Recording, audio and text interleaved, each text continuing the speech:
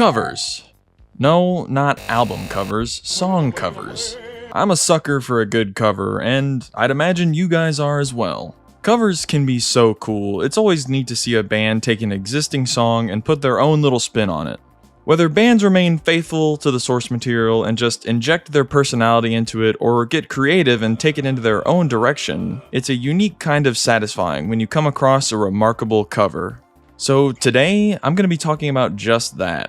Some of my favorite covers. Let's get right into it. I've said it before, I'll say it again, it isn't a big nanner video without a little bit of good old-fashioned Deftones glazing.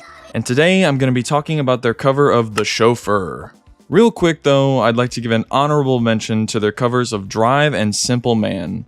I love both of these covers, especially Drive, but today I've decided to share some love to The Chauffeur, another one of their standout covers.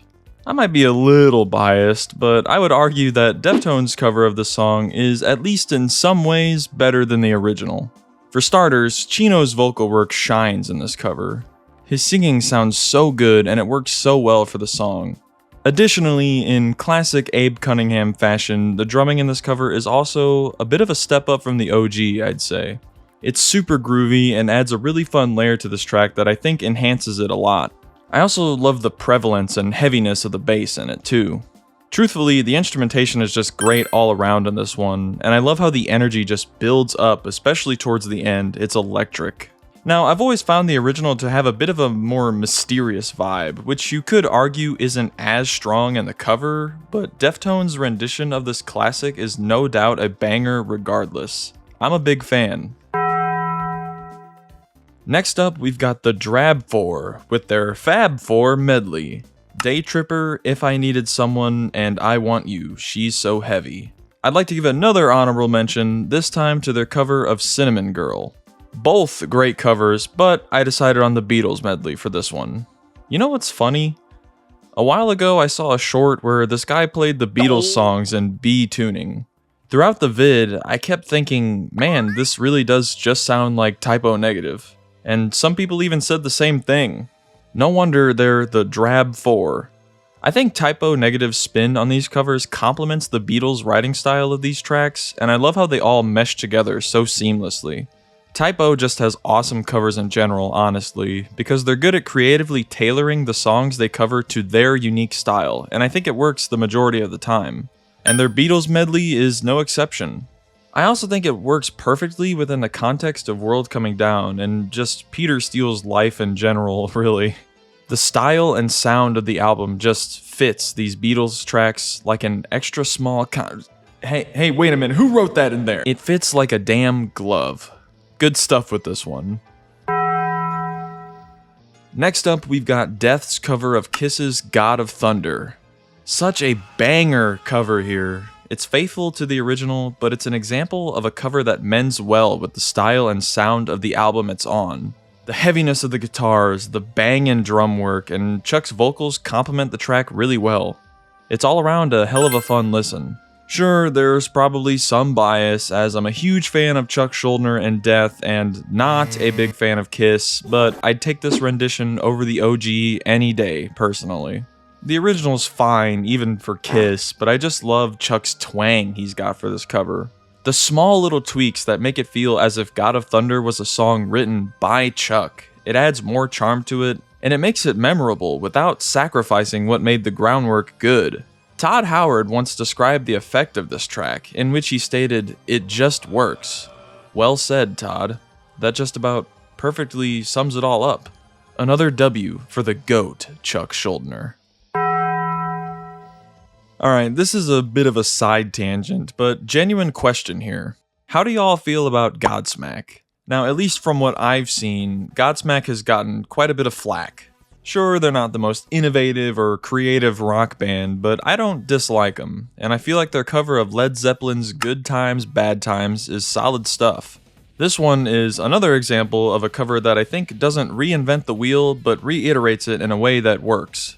It sounds good with the more modern and advanced production. They didn't need to get crazy with it, and they didn't. Just solid performances from Godsmack all around, and it's honestly a fun listen. You know, I bet Cordell Crockett really likes playing the drums for this song.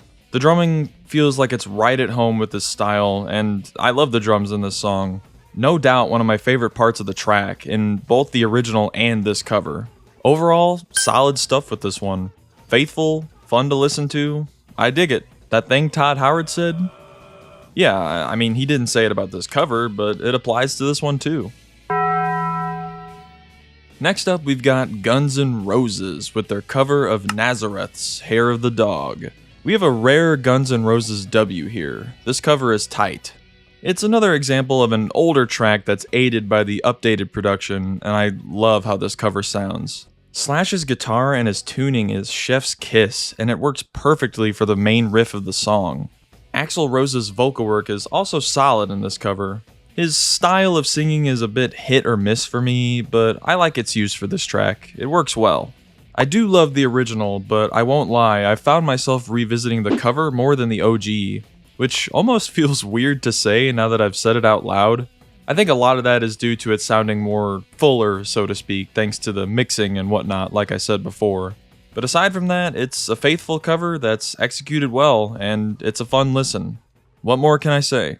Congratulations, Guns N' Roses. Just this once, you have been awarded one Big Nanner certified W. Korn's cover of Word Up by Cameo is great shit. It's a track from the funk genre that translates really well into a metal style, which I naturally love to see. Korn did a good job of making this cover sound great and keeping that energetic vibe. It's a blast to listen to. Perhaps this is because of my bias towards the metal genre, but I think I prefer Jonathan Davis's vocals to the original, which is another thing that sounds strange now that I'm saying it out loud, but I digress. It works for this track, and he had a good performance with this cover. Usually I don't like when songs cut out parts of themselves, like when you're watching a music video or a radio edit of a song and it cuts out little bits and pieces of it, or sometimes whole sections. Like the radio edit of Black Betty that cuts out the entire solo, like, what the fuck are you doing? Most of the time, I think it's egregiously annoying, but I don't mind it so much in this cover. The shorter length of the song keeps it snappy and flowing nicely. It's tasteful and not super offensive. Overall, it's another example of a cover that gets creative from the original with the band's style that ultimately resulted in a memorable listen. Kudos to Korn. Next up, we've got Metallica's cover of Blue Oyster Cult's Astronomy. Garage Inc. has many other bangers I could have talked about, such as It's Electric, Sabra Cadabra, Blitzkrieg, their Merciful Fate melody. Hell, damn near this whole record could be an honorable mention. I'm only scratching the surface with these few tracks, but ultimately I've decided on Astronomy. One of, if not my favorite cover from Metallica. Truth be told, guys, this shit is pretty damn peak. It's absolutely beautiful, and ever since hearing it, I've been enamored by it. Hetfield's vocal performance is great, and I absolutely love how Metallica iterated on this track. The blend of melodic beauty creating this strong otherworldly vibe, and the extra heaviness Metallica brings to it, amps up the energy of Astronomy incredibly. It's another one where, despite the original being damn good, I can't help being drawn to the cover. It feels fleshed out, immersive, dynamic. It feels fully realized, complete. It's a great listening experience all around. Hell of a cover. Metallica knocked it out of the park with this one. Aw yeah, we got another banger for this next one. We've got Motorhead's cover of Ozzy Osbourne's Hellraiser. Cover is kind of loose in this particular scenario because Lemmy actually co-wrote this song, but I'm gonna throw it in anyway. There's something about Motorhead's rendition of this track that's innately badass that separates itself from Ozzy's version. I've always felt like Motorhead's sound just clicked for a track like Hellraiser. Todd? Thank you. Lemmy's singing is great in it, and Hellraiser in general is such a fun listen. The riffs are badass across the board, everything about it ties together so nicely, making it so easy to jam out every time I hear it. It makes me feel kinda cool and rebellious, like I didn't wear my knee pads when I went skateboarding that one time, even though my mom told me to. Dumb fucking bitch. I didn't feel real cool after I ate shit on a hill bomb, but that's not the point. What I'm trying to say here is that it gets me pumped up. Honestly, I'm running out of interesting things to say now. Bottom line is Hellraiser is a fun song, and Motorhead nailed it with their rendition. Both versions are great, but Both versions are great, but Motorhead added their own little charm to it, and like I've said several times already, it's cool when it's done well. Good fun all around with this one. Next up, we've got Life of Agony's cover of Don't You Forget About Me by The Simple Minds. This cover's pretty cool. It gets a bit creative by starting off slower and more atmospheric than the OG, which helps it stand out. Truth be told, years ago when I was first discovering this cover, I didn't really fuck with the slower intro. I preferred listening to when the guitars kick in and it gets heavy. Over the years, as my tastes developed and changed a bit, I've come to like it.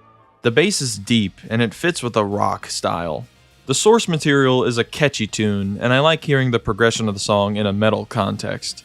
It sounds great on the guitars, and the vocal work is solid.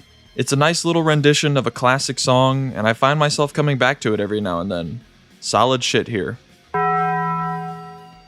Next up, we've got another divorced dad-coded band with Ugly Kid Joe. Anyone want to take a guess as to what cover I'm talking about? That's right. It's Cats in the Cradle by Harry Chapin. Years and years ago, back in the Stone Age when I first heard this cover, I'm not gonna lie, I was obsessed with it. I found the acoustic rendition to be beautiful, and I always loved the direction they went in for this cover. I love the acoustic guitar work, it's serene and complements the song splendidly. It should be no surprise that I also love how it blends in the metal aspects. The chord progression also works great on the distortion guitar, and I love the mix between those two aspects. They play out together so nicely. It's pretty, it's dynamic, it's a fun time top to bottom. What more can I say? Say what you will about old Ugly Kid Joe, but they gave us a great cover here. Good job, Joe, you ugly bastard. Up next, I'm gonna show a little love to a band I haven't talked about on the channel yet. That being Anthrax. More specifically, we've got their cover of Got the Time by Joe Jackson. For a while, I didn't even know this track was a cover, if I'm being honest. That probably sounds like the most Instagram metalhead thing ever, but whatever. I've refined my taste a lot over the years, alright? That aside, this cover is real solid. They didn't reinvent the wheel, and they didn't need to. It's a punchy song which makes for an amped up listen, and it's catchy with its rapid paced riffage and Joey Belladonna's singing, especially in the choruses.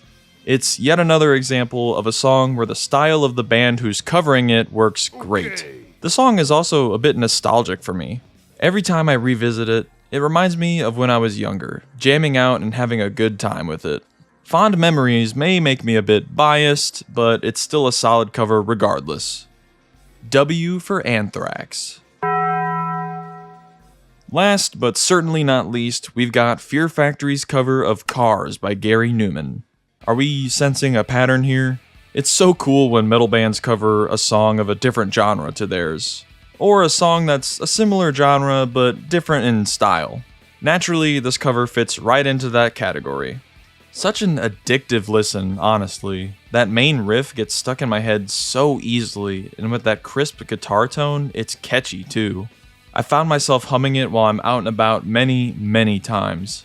It's nice to hear a more updated and clean sound in a cover, a more modern tone, so to speak. You know, such as Korn's cover of Word Up we talked about earlier. Not that the 90s is modern anymore, but it's more modern than 1979, so you get my point. Pretty simple entry here, really. I don't have much to say about it other than that it's catchy, it sounds great, it's overall a grand old time to listen to.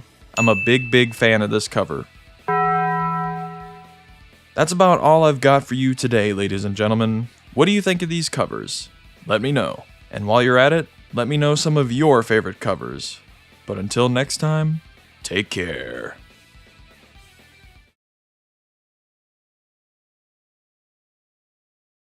Right.